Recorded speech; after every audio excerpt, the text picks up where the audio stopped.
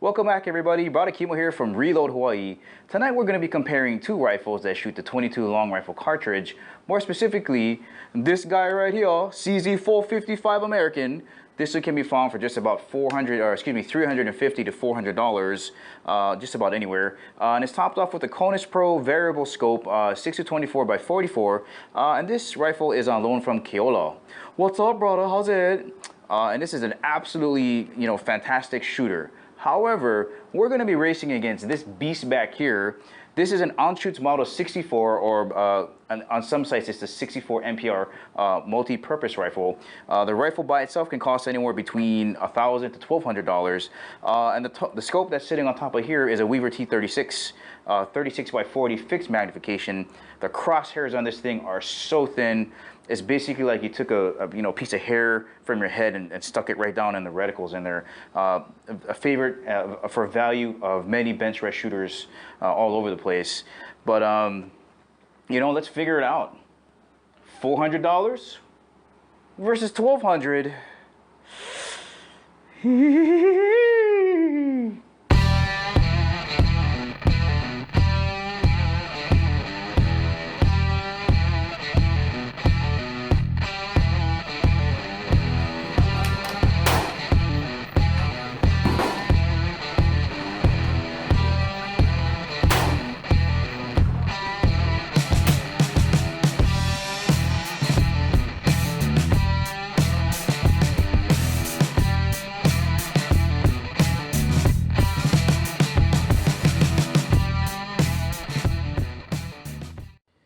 Yeah, let's talk about the Anschutz Model 64 MPR and the CZ American 455.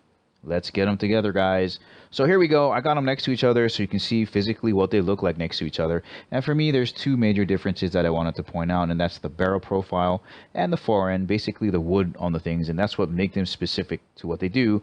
And again, the question is, do you need all this target stuff to get the most out of a 22 long rifle caliber round? It's already low recoiling. How much more low recoiling do you got to get it to get? It's so easy to shoot. So here's a perfect shot of the barrel profile. You can see the Anschutz at the top is longer and thicker if you look close enough, and it's a bull barrel.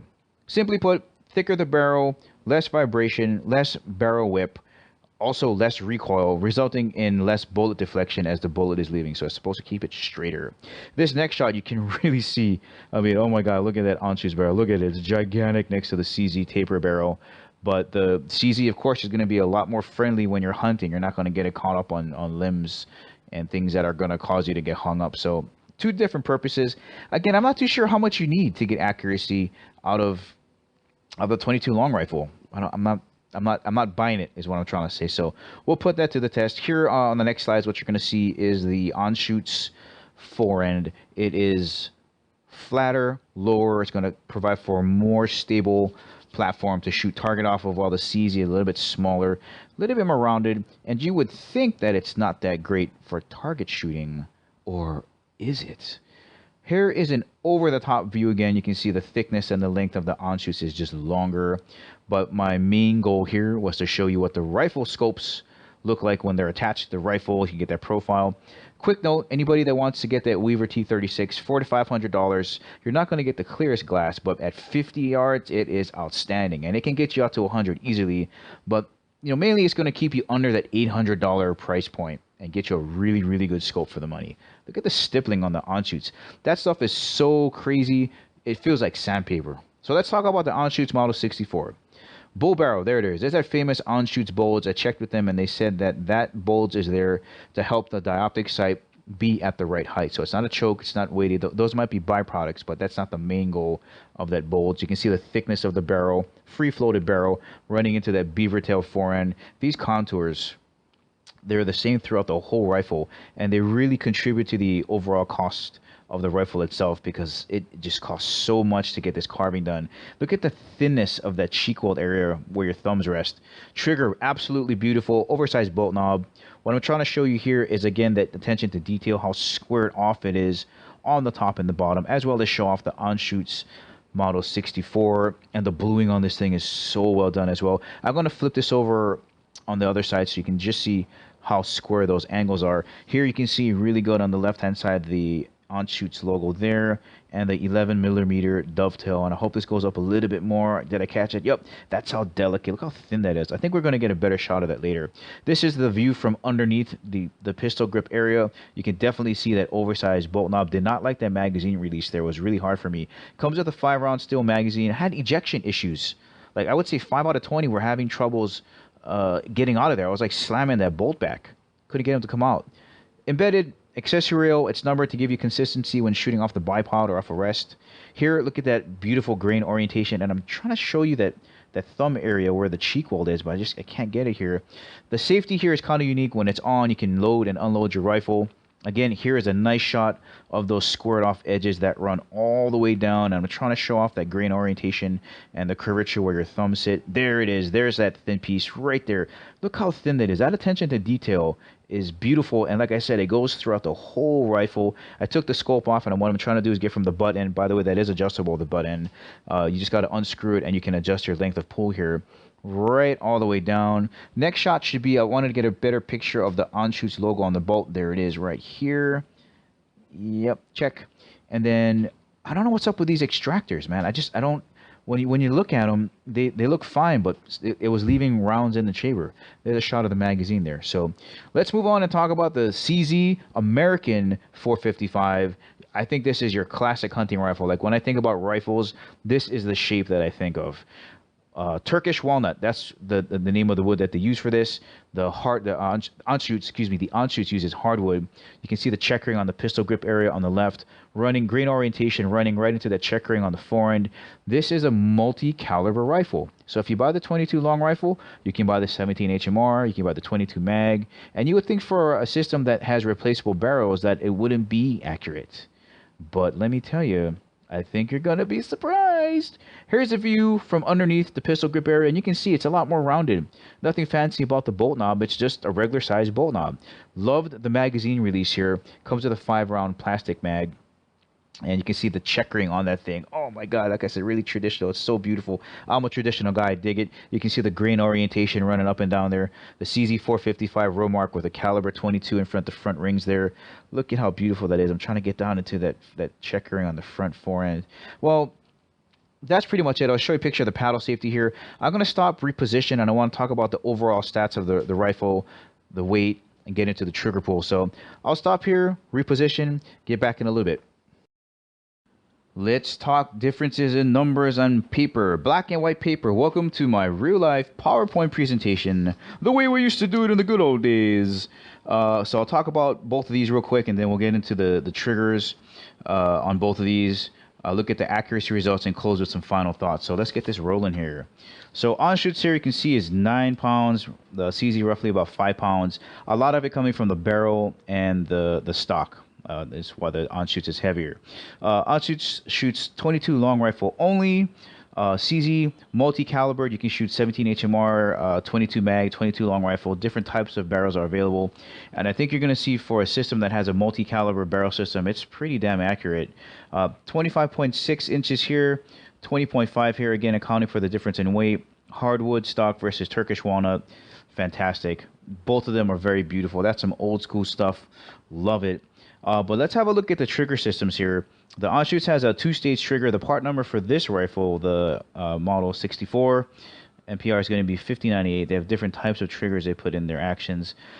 It is adjustable. They do it by grams, 175 grams to 450. That's roughly out of the box 10 ounces to roughly about 1.5 ounces. So that's some target trigger bench rest action right there. Versus the fixed one that we're going to see here should be roughly right around the 3-pound mark, but you're going to get to see the trigger pull results in a second. But I just wanted to spend a little bit of time talking about this 2-stage trigger here. So before we get started, a good shout out to NSZ85. I've watched a ton of his AR videos. They're really, really good, very informative if you're looking to put together an AR. But he brought forth this article that he found on the Truth About Guns. So here is what a single-stage trigger looks like. The analogy that's used is, like, let's say you're like a soldier dude that's kind of walking around here. You're like, okay, oh dude, there's a wall here. Gotta come up with this wall, get over it, and boom. So this kind of represents the take up. When you finally hit that wall, you pull, crack, the trigger breaks. That's your standard trigger. A two-stage trigger kind of looks like this. It utilizes the front end here, the take-up, to reduce the amount of tension it's going to take to release the trigger on this side. So you're kind of pulling. Soldier guys walking around. Oh, there's a little wall here. Oh, well, some of my work's been done. Pull, click, done. So that's how they can get the trigger down to 10 ounces. Or in this case, I think it was like 7 ounces is the lowest it can go. That's what 175 grams would kind of break down to. So there's a quick explanation as to the two-stage trigger versus a single-stage trigger. So I'm going to kind of take a break here, roll in the slide of the trigger pull results, talk about the accuracy results, and then we're on our way.